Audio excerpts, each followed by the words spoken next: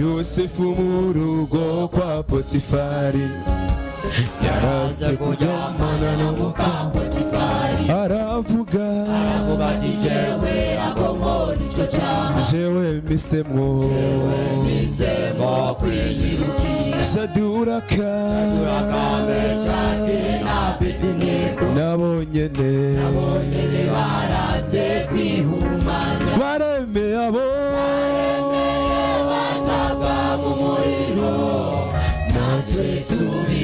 abo bahisi bareme abo bataga mu muriro natwe tubigane Yosefu mu rugo kwa Potifari yarase kujyamana na muka Potifari aravuga jewe akomora icyo cyaha jewe mbisemwo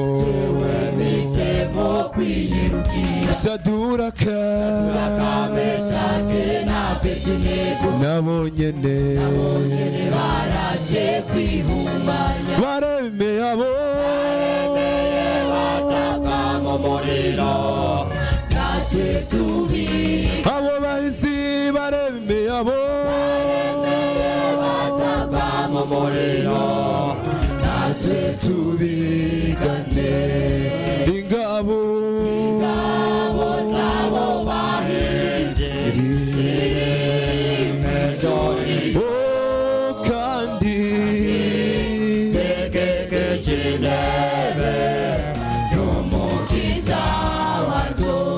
zaciye izo ngabo natwe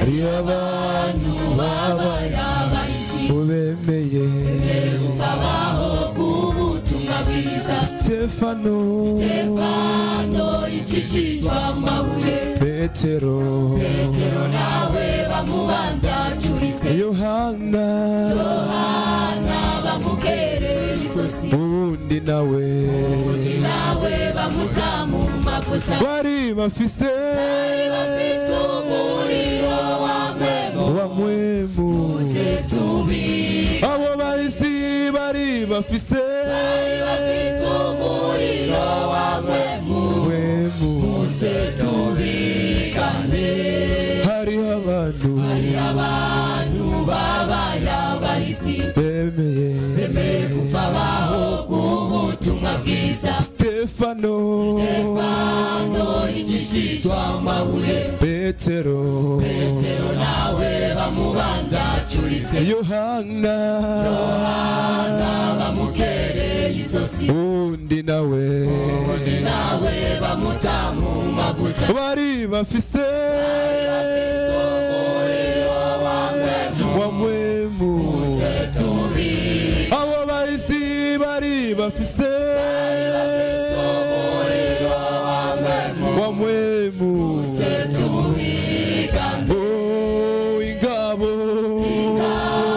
zabo bahizi ziri kandi y'umukiza wazo, zaciye mu bikomeye. izo ngabo natwe